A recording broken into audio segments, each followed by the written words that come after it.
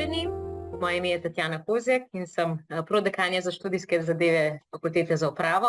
Prav lepo pozdravljam vse tukaj prisotne in pa naše goste na online pogovoru o uporabnosti umetne inteligence za študente in pedagoge. Pogovorimo se o prednostih in tveganjih.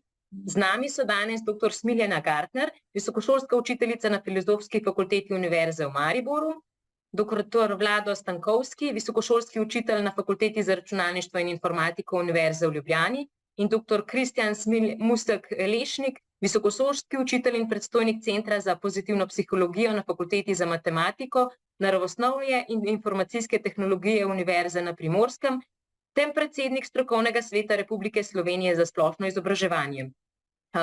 Lepo vas pozdravljam tudi v imenu dekana, dr. Mirkota Pečariča, in se hkrati opravičujem, ker je zaradi obveznosti zasedanj in se vam danes ni mogel pridružiti. Zdaj pa predajam besedo naši voditeljici, magister Jeri Novak, da kar prevzame besedo. Najlepša hvala, dr. Tatjana Kozjek, za uvodni pozdrav in dano besedo. Lepo pozdravljam tudi vse drage udeležence in goste. Namen današnjega pogovora je spregovoriti o priložnostih in izzivih, ki jih generativni jezikovni modeli, kot je ChatGPT, prinašajo v visokošolski izobraževalni proces. Tekom pogovora, ki bo trajal približno 1 uro, se bomo osredotočili na 3 vidike uporabe. Tehnično-operativni, torej kaj, kako in zakaj uporabljati umetno inteligenco, pedagoško-študijski, kako konkretno študirati oziroma poučevati s pomočjo teh orodij, ter etično-psihološko, katere so morebitne omejitve in posledice uporabe umetne inteligence v izobraževanju. S strani nekaterih udeležencev smo že prejeli nekaj vprašanj, ki jih bomo naslovili tekom pogovora, vas pa tudi vse vabimo, da ostali morebitna vprašanja zapišete kar tekom pogovora v Zoom klepetalnik. Pojav in izjemna zmogljivost velikih jezikovnih modelov, kot je ChatGPT, je v preteklem letu presenetila tako strokovno kot laično javnost. Nekateri strokovnjaki njihov pojav enačijo celo s pojavom interneta. V začetku lanskega študijskega leta se verjetno večina pedagogov in študentov sploh ni zavedala možnosti obstoja tako naprednih in zmogljivih orodij. Spomladi letos smo si morda še nekoliko zatiskali oči in verjeli, da ne bodo bistveno vplivala na pedagoški proces. Danes, ob začetku novega študijskega leta, pa se zavedamo, da postaja njihova uporaba neizogiben in pomemben del visokošolskega izobraževanja. Navsezadnje to kažejo tudi rezultati ankete, ki je bila maja letos izvedena med 157 študenti naše fakultete. Več kot 90% vseh anketiranih študentov je z orodjem ChatGPT seznanjenih, skupno 55% ga uporablja. Splošen vtis študentov glede njegove uporabnosti pa je pozitiven. Profesor dr. Stankovski, bi lahko za začetek na kratko opredelili orodje ChatGPT ter pojasnili, kako deluje? Katere sposobnosti in znanja ima ter katera so njemu sorodna oziroma podobna orodja? Lepo pozdravljeni vsi tukaj. ChatGPT sledi neki razvojni poti metod umetne inteligence, ki temeljijo na tako imenovanih nevronskih mrežah. Zdaj, nevronske mreže nastajajo že nekaj časa kot nekakšen najboljši približek našim možganom, zato ker mi vemo, da naši možgani lahko procesirajo vse te informacije, ki prihajajo od zunaj čez naša čutila in tudi seveda nam omogoča inteligentno obnašanje.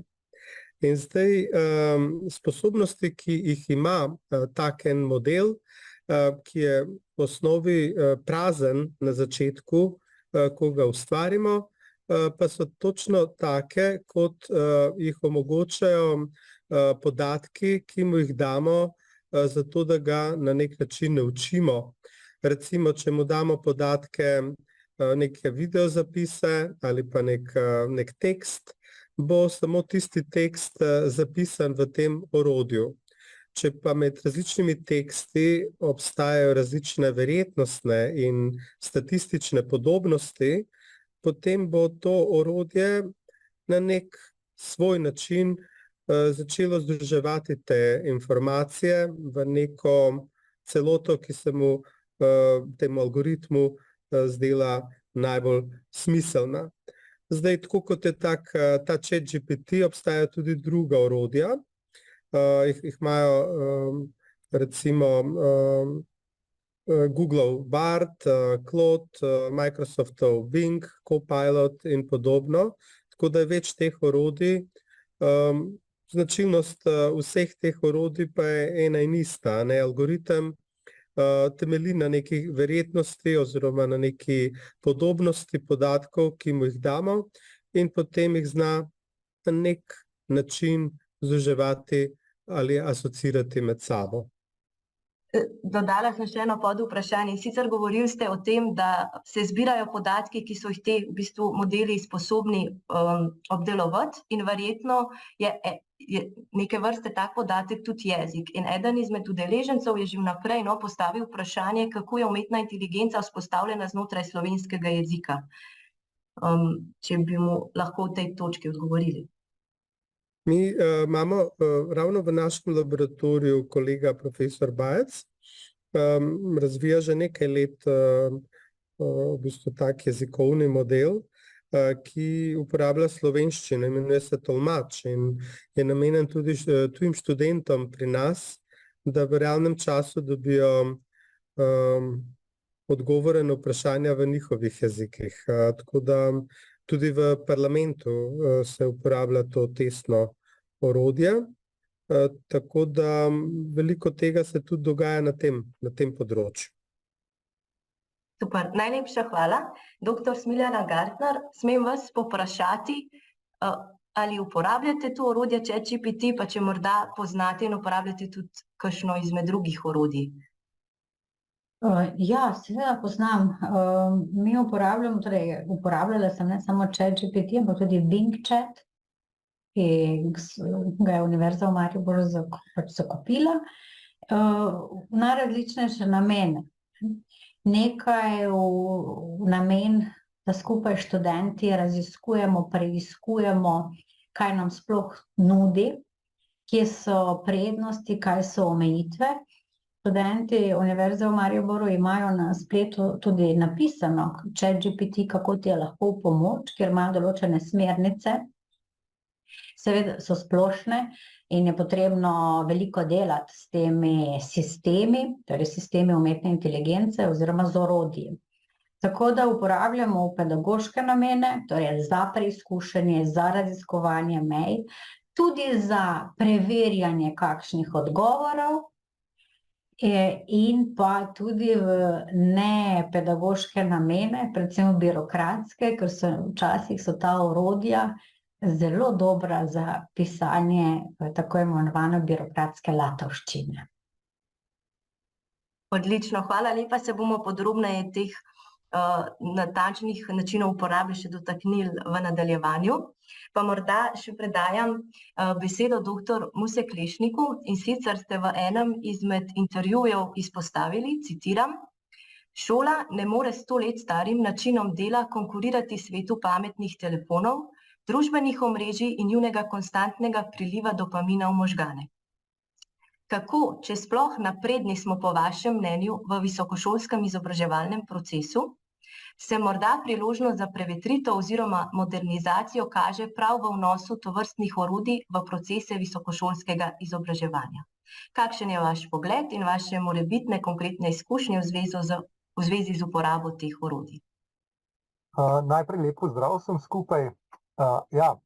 Zanimivo vprašanje, zakaj pravzaprav sem o tem govoril, kar se izpostavlja na začetku.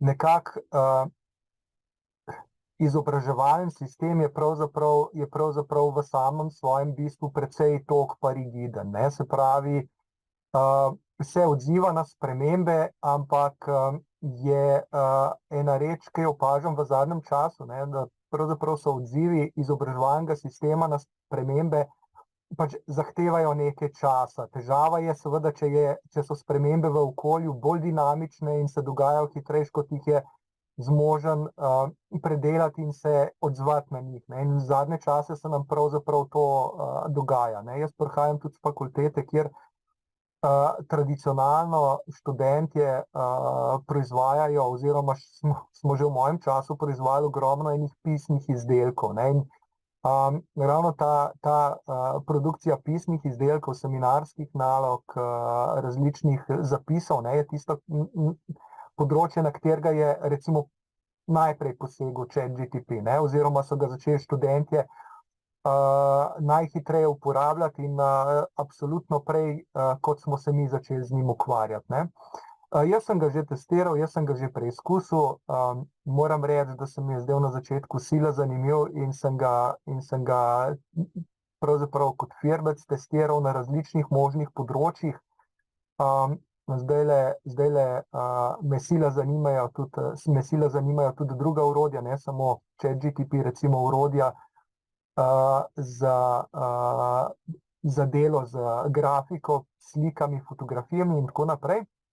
Ampak zakaj sem rekel, ne, da šola oziroma izobraževalni sistem mora iti korak s časom, ne? Ravno ta teden oziroma 2 dni nazaj sem prvi generaciji študentov razlagal, ko smo se pogovarjali o enih rečeh, da pravzaprav je sistem, kakršen ga imamo danes na univerzah, sistem izpitov, prehajanja iz letnika v letnik, nekaj, kar so zelo zgodaj pobrale evropske univerze, prve univerze, ko so nastajale.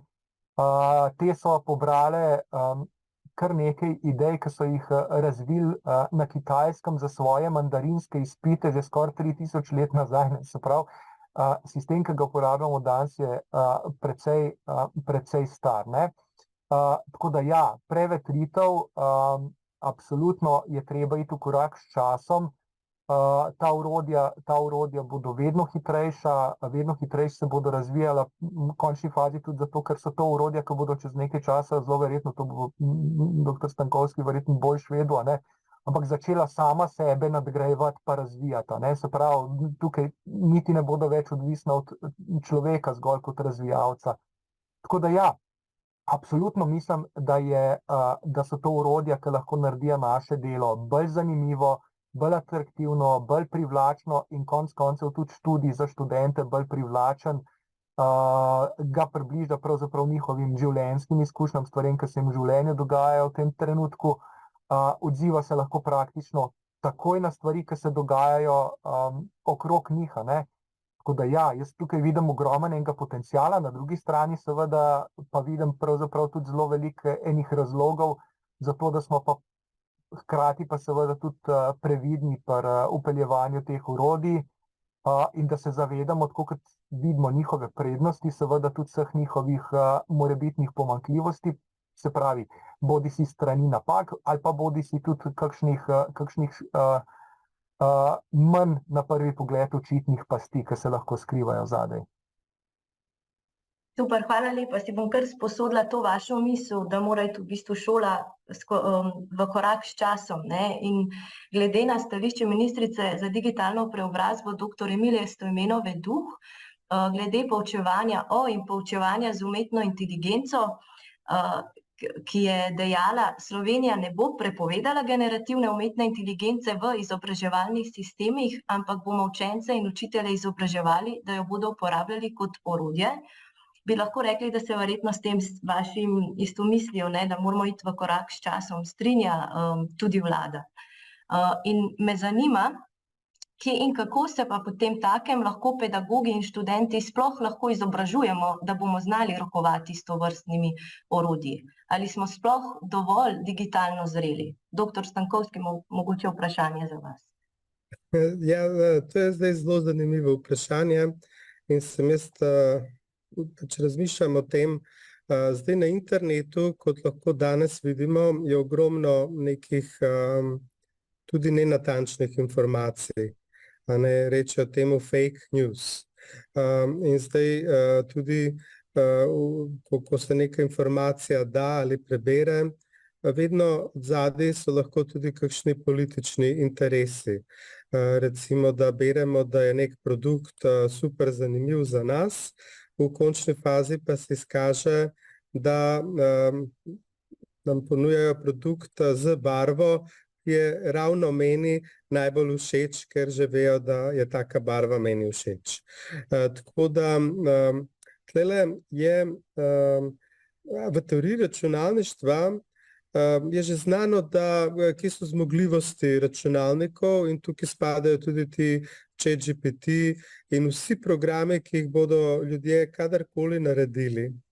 Tako da za izobraževanje ne potrebujemo zadosti, moramo se zavedati ravno teh dveh stvari, ne, da to, kot je ta ChatGPT natančen, isto toliko je lahko povsem političen ali pa isto toliko je lahko povsem manipulativen z nami ali pa povsem naključen z nami.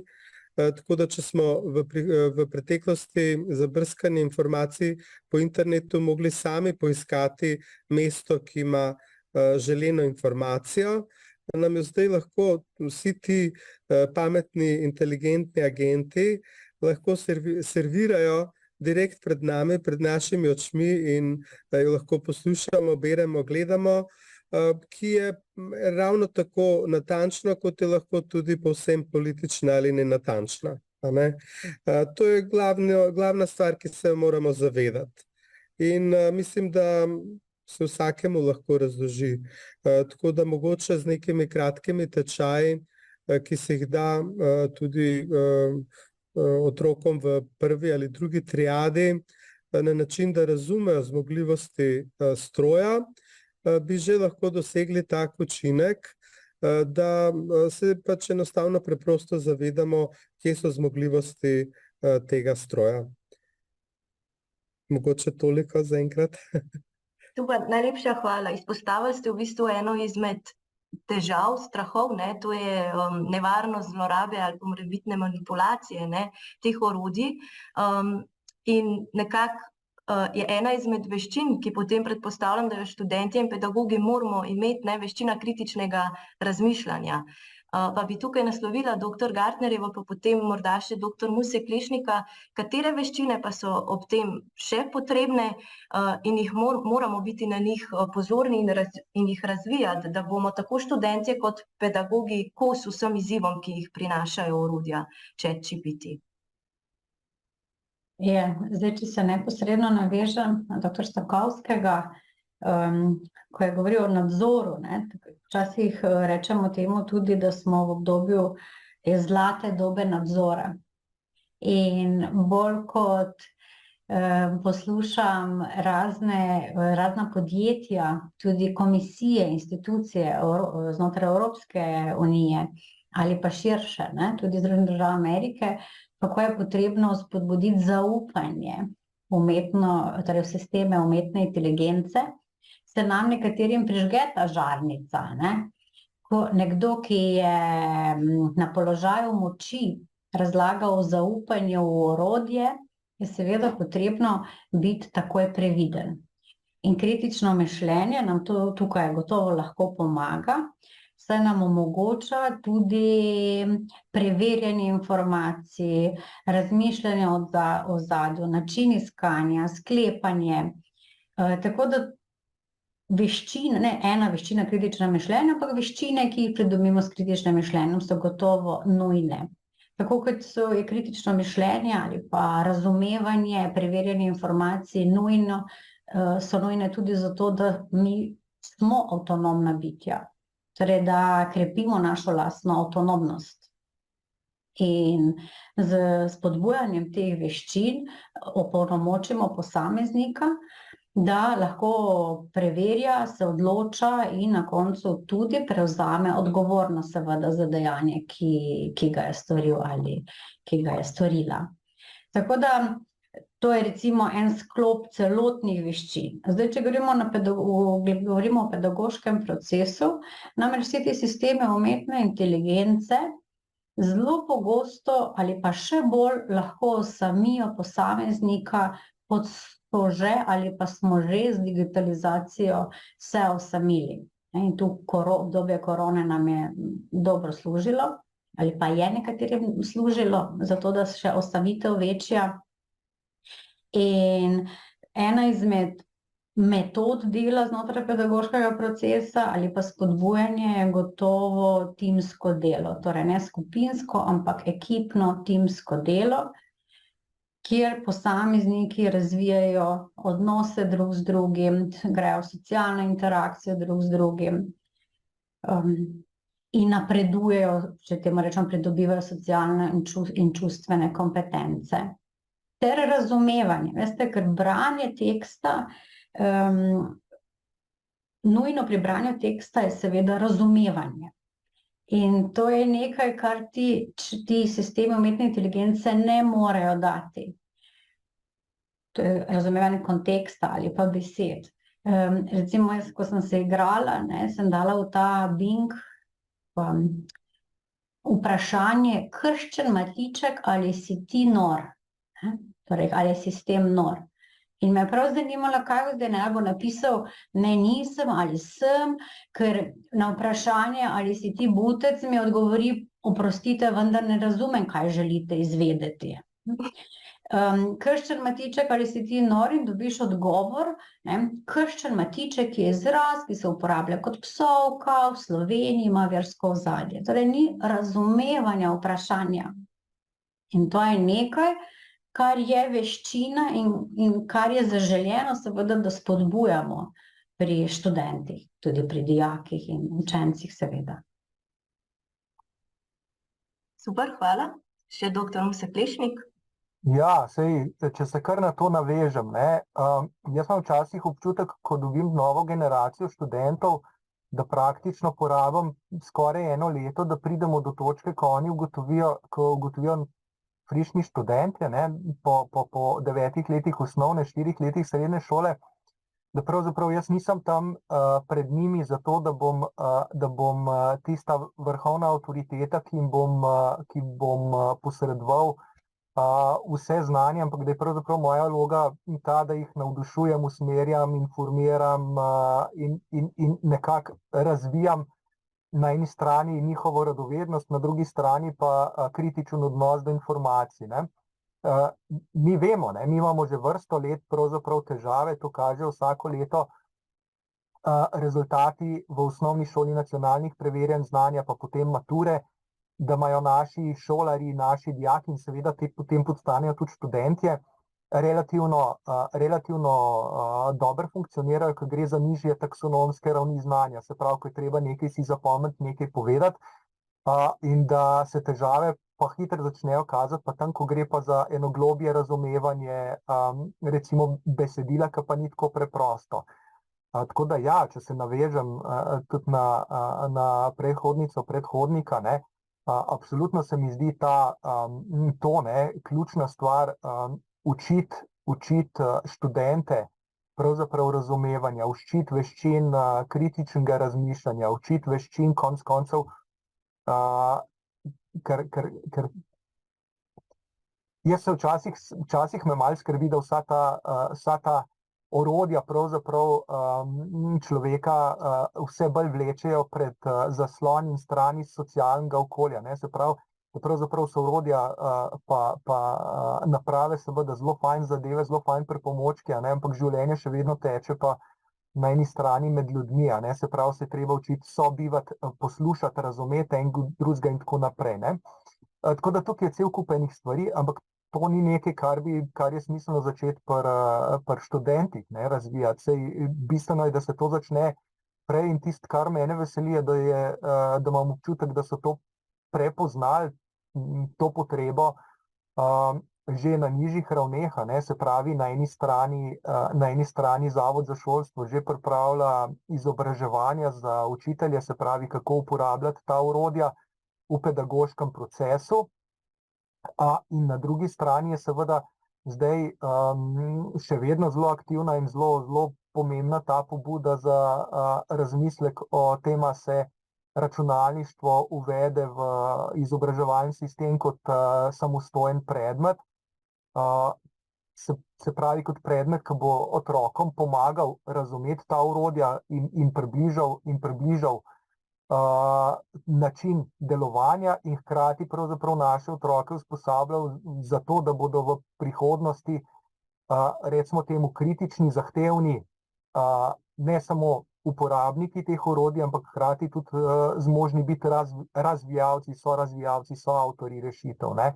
Tako da ja, to so zelo pomembne reči, ne, ampak tukaj dejansko, tako kot je doktor Stankovski omenil, ne, podoben kot po družbenih medijih, pravzaprav mi ne vemo natančno, kakšni algoritmi delujejo v ozadju in kakšni algoritmi pravzaprav so tisti, ki objave na posameznikov feed dajejo, ne. Podobno pri teh orodjih umetne inteligence pravzaprav seveda so odvisna od tistega, ki filtrira informacije in jih zalaga z informacijami.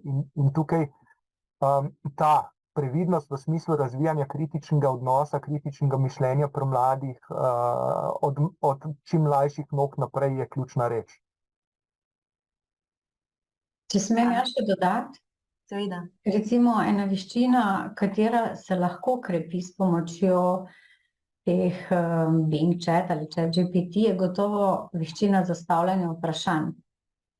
Zaradi tega, ker moraš biti natančen pri zastavljanju vprašanja in ne samo natančen, tudi nekaj že moraš vedeti, da ti odgovor sprejmeš oziroma da je odgovor verodostojen.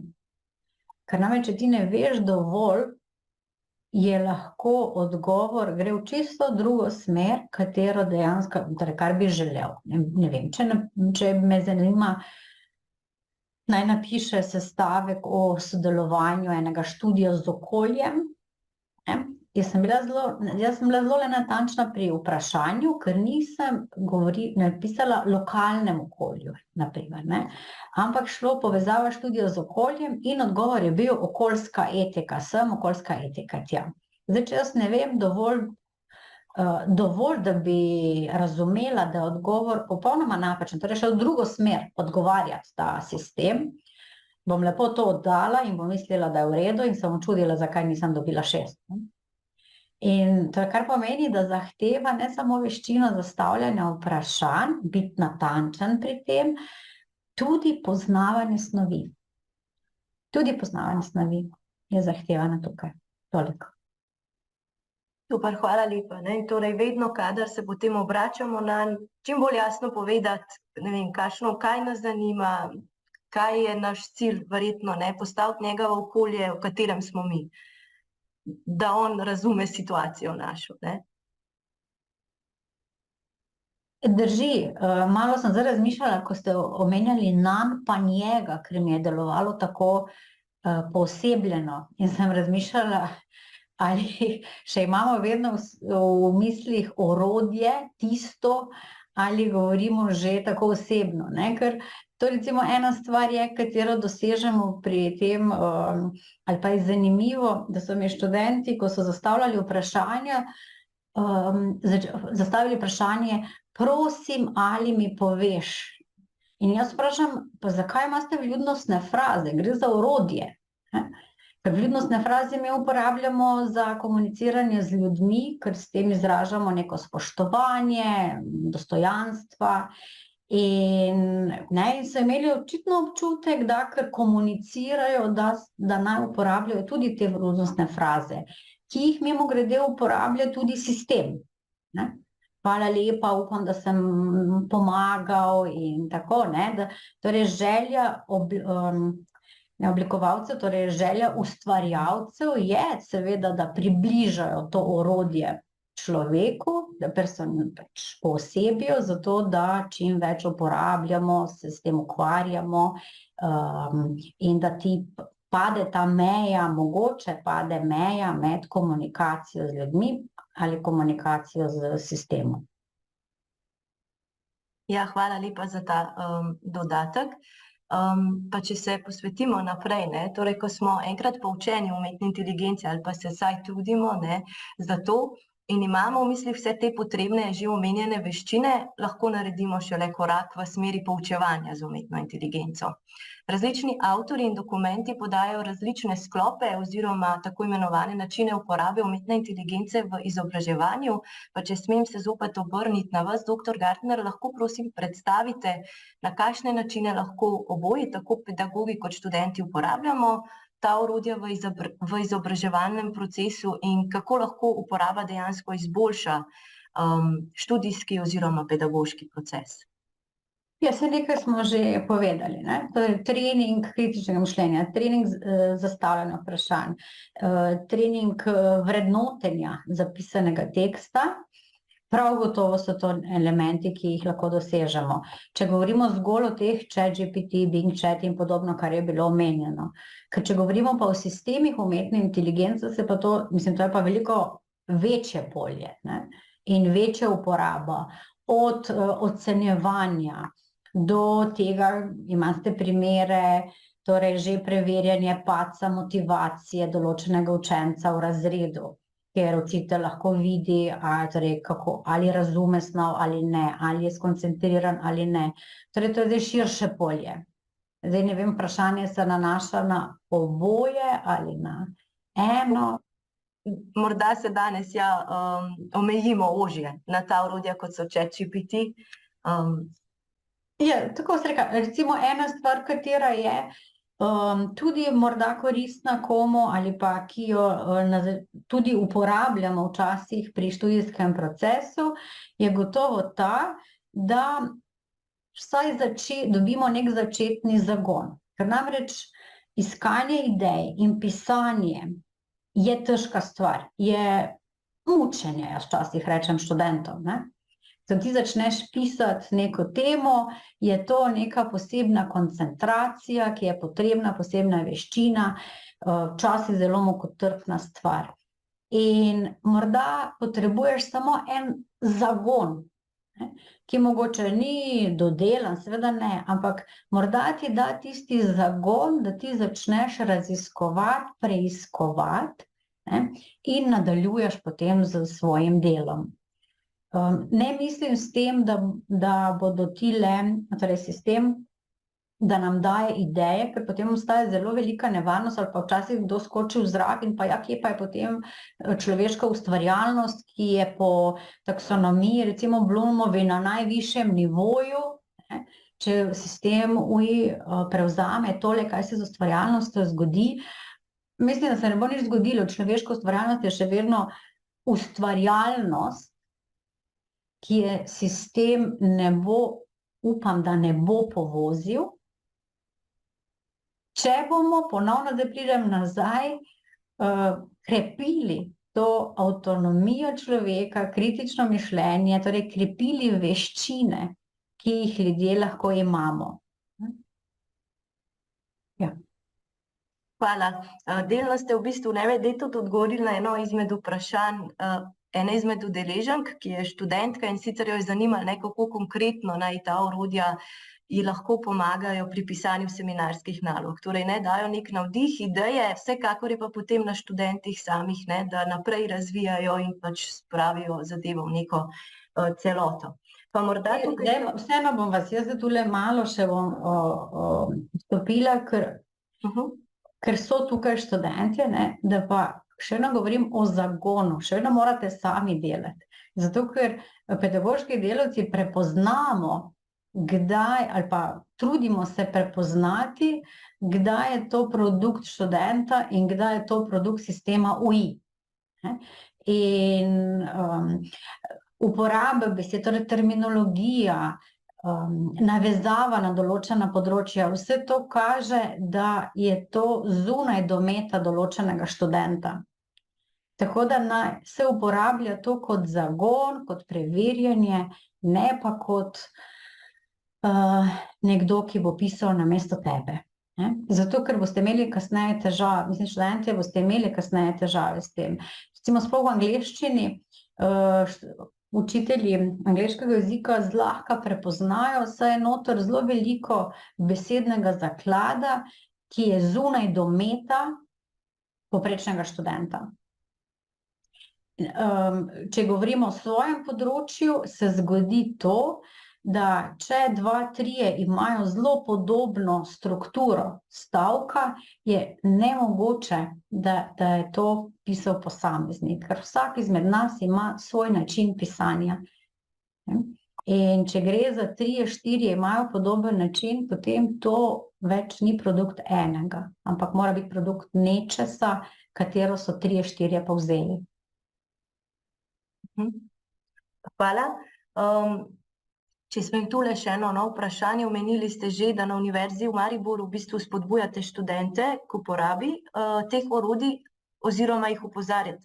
Če lahko v zvezi s tem, kako naj potem študentje navajajo uporabo teh orodij, ker imate neke smernice, če sem prav razumela, že v Univerzi v Mariboru. Ja, pri čemer bi se izognila besedi spodbujate, ker tega nisem rekla, ne?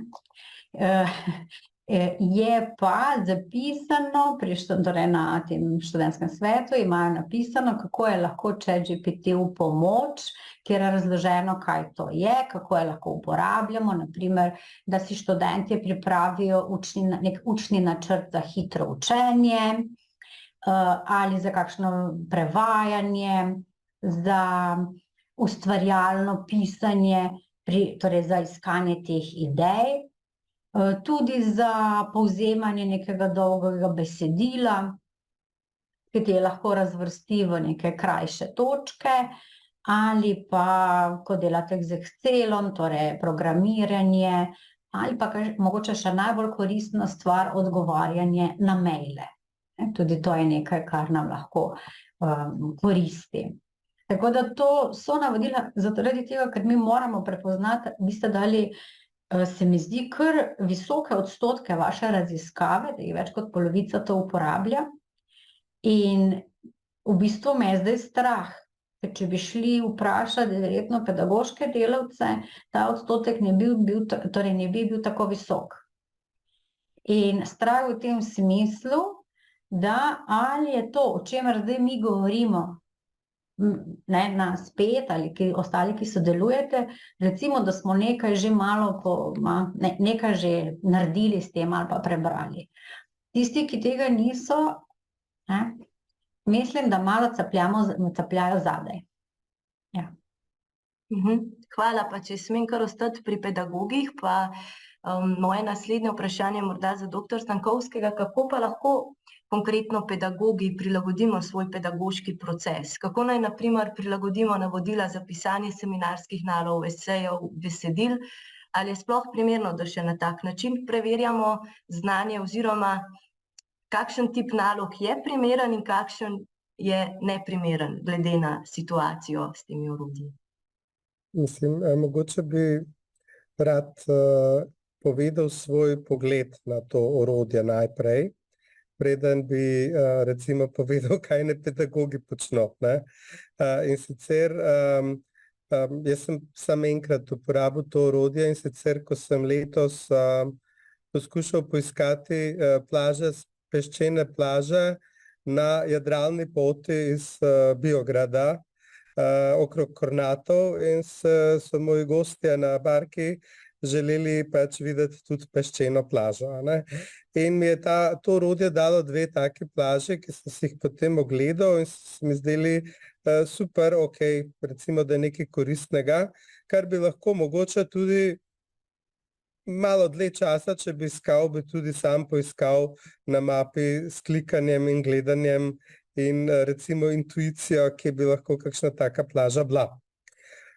V drugih namenih, osebno, zlasti, ko kontekst ni dobro določen. Recimo, tako kot ste povedali v angleščini, če želim pisati seminar in potem ne povem, da sem jaz študent 1. letnika na faksu angleščine, potem mi seveda bo lahko to orodje vrglo nazaj tekst tudi v stilu Shakespearea ali pa kakšnega, ne vem, Yeatsa, ki pa ima res take zelo kompleksne tekste za brati. Tako da to, kar jaz mislim, če kontekst ni dovolj natančno povedan pri teh orodjih, ne moremo niti pričakovati nič koristnega. Tudi če določimo kontekst, je za potrebe mojega dela na univerzi to orodje po mojem osebnem prepričanju popolnoma neuporabno, ker to, kar jaz želim, je, da imam natančen od tega, da uporabljam domišljijo in kreativnost. To je ena pomembna stvar, ki jo uporabljam v svojem življenju in tudi priporočam vsem študentom, ki to poslušajo, da res ne sledijo temu cilju, da postanejo kreativni. S tem orodjem ni možno doseči kreativnosti, ker pač to je neka sposobnost, ki jo ljudje imamo. Orodje ima neko svojo kreativnost, ki je lahko politična, ki nas vodi v napačno smer, ki nam pač servira nekaj, kar pa se je naučilo, več kot to, kar se je naučilo, pa tudi ne bo znalo nam povedati. Tako da, če želimo odkrivati nova znanja, potem v našem procesu to praktično nemogoče ga uporabljati, ker tudi če rečem, ne mi zdaj pove vsa področja pametne specializacije, ki bi jih rad razložil študentom, sem prepričan, da mogoče bo veliko teh področij povedalo pravilno. Ena področja, ki bi ravno razvijal to kreativnost, pa se jih ne bo spomnilo. Tako da, če bi recimo ga uporabljali v praksi, nimam nič proti, da študentje to uporabljajo. Meni se zdi to super, da uporabljajo milijon različnih orodij, tako kot uporabljamo tudi Google, in ima tudi lahko napačne in tudi politične in vsakršne možne informacije. Tudi to orodje jih ima. In potem je zame edino koristno, da mi študentje verjetno začrtajo takole svinčnikom okoli naokrog tistega dela, ki ga je to orodje ustvarilo, da vem, da to je tisti izdelek pač od tega ChatGPT-ja. In še eno stvar bi rad povedal. To pa je glede tega, da se nekdo lahko obrača ChatGPT-ju kot osebi. Jaz mislim, da je to super pristop. Zato, ker tako kot so osebe lahko najbolj različne, od tega, da nas lahko zavajajo, da gremo nekaj kupiti, do tega, da so popolnoma resnične do nas, je tudi to orodje isto tako.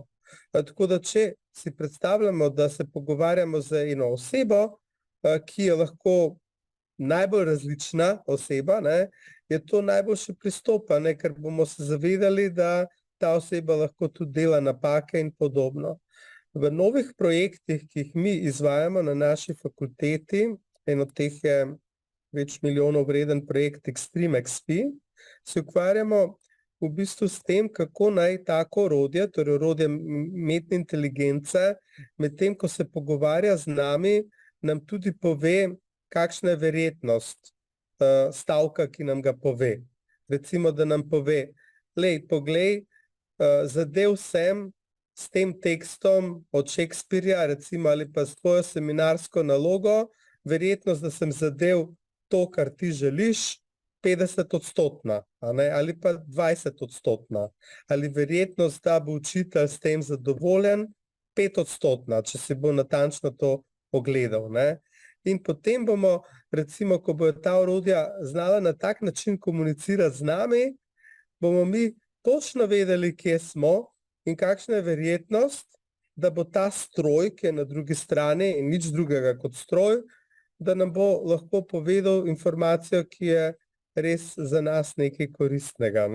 To si mi želimo na naši fakulteti, da bi dosegli s temi orodji. In mislim, da bo to prihodnost. Hvala.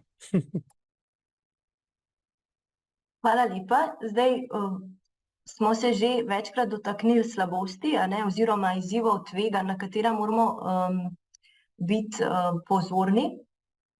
Pa bi tukaj naslovila vprašanje na dr. Musa Klešnika, in sicer ste opozorili v vaših intervjujih, da pri uporabi umetne inteligence se lahko pojavi nevarnost kognitivne atrofije.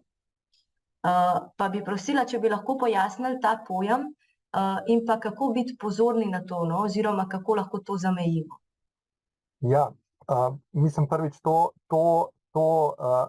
je en tak pojem, ki mi je bil zelo zanimiv, ko sem ga prvič slišal, ko smo se v enem krogu o tem pogovarjali.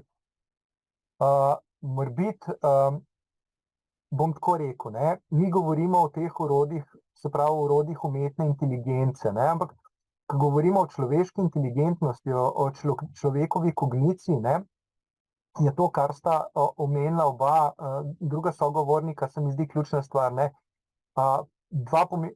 En pomemben vidik seveda človekove kognicije je zmožnost inteligentnega reševanja problemov. Druga zelo pomembna reč, ne, ki nas pa pravzaprav razlikuje od celega kupa drugih živih bitij, je pa zmožnost ustvarjalnega iskanja rešitev, ne. In ta orodja, o katerih se danes pogovarjamo, pravzaprav so tukaj, tako kot je doktor Stankovski zdajle rekel, šibka, oziroma jaz sem se poigraval s ChatGPT-jem enkrat v spomladanskem času, ker sem ga hotel na vsak način pripraviti do tega, da spravi skupaj kakšno spodobno pesem, ne. Dajal sem vse možne inpute noter, vse možne stvari sem vlagal, ampak vse tisto, kar je pravzaprav ven prišlo, ne, so bile seveda po strukturi, če sem hotel imeti sonet, je prišel ven sonet, če sem hotel imeti kakšno drugo, bolj togo strukture, prišla ven takšna, kot sem jo hotel imeti, ampak če bi dal to enemu slavistu za brati, ali pa če bi dal nekomu, ki ima en vpogled v poezijo, bi rekel, ok, saj strukturno vsebinsko ene stvari so tukaj, ne, ampak to je pa prazno, ne. Se pravi, tega pravzaprav ta orodja nimajo. Druga reč, ko govorimo o tej kognitivni atrofiji, ne, je pa ta, da smo ljudje preprosto smo energetsko varčna bitja.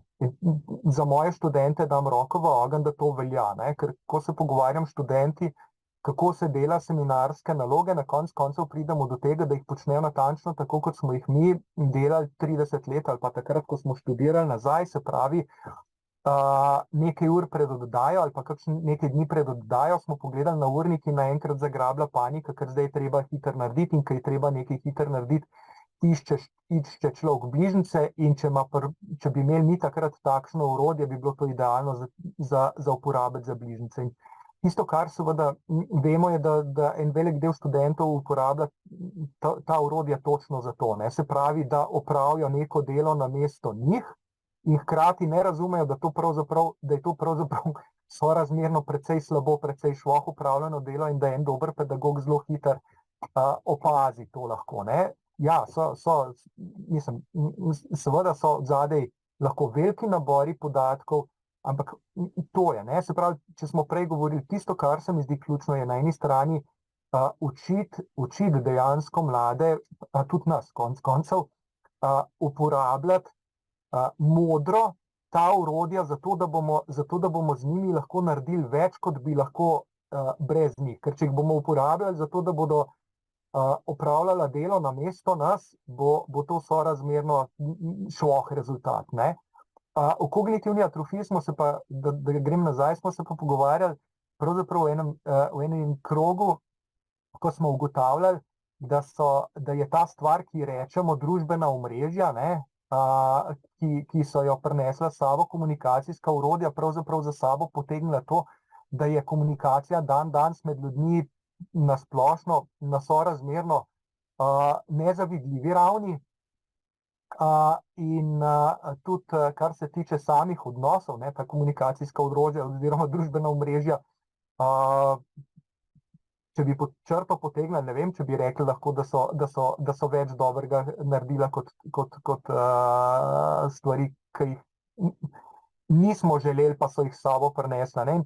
Zelo podobno se jaz bojim, da pravzaprav ena taka nepremišljena uporaba teh orodij umetne inteligence lahko pripelje do tega, da bodo mladi, če ne bomo jih znali učiti tega uporabljati, začeli to pravzaprav uporabljati namesto svojih možganov, namesto tistih ključnih kognitivnih operacij, ki smo jih prej omenili, se pravi kritičnega razmišljanja, reševanja problemov in hkrati iskanja novih rešitev, ne. Tako da, ja, tukaj je seveda pa zraven še ta velik etičen pomislek.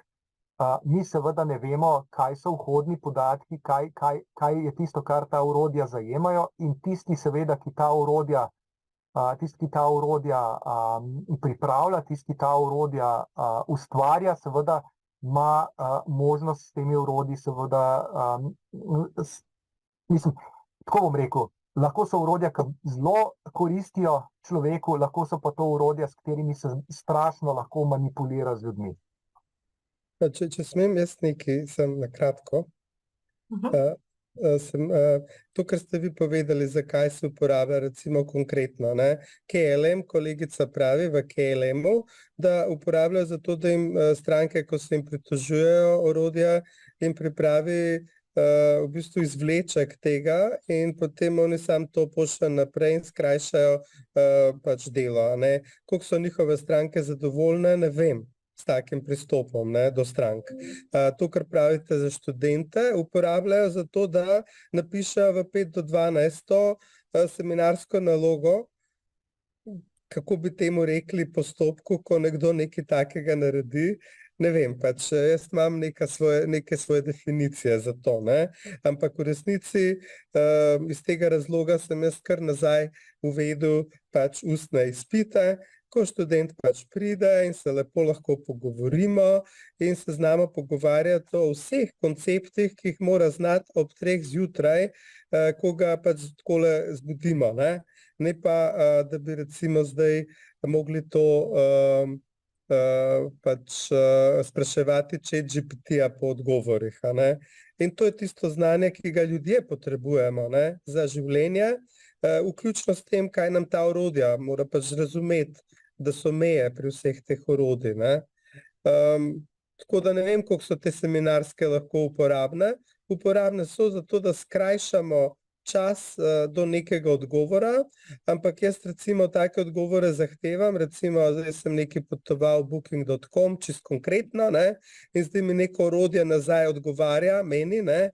In jaz sem že 3-krat sprašujem, orodje pa mi ne da odgovora, ne? In veste, naslednjič bom pa zamenjal tale booking.com za neko drugo aplikacijo, ne? Tako da, kaj se bo zgodilo s takimi, ki taka orodja uporabljajo?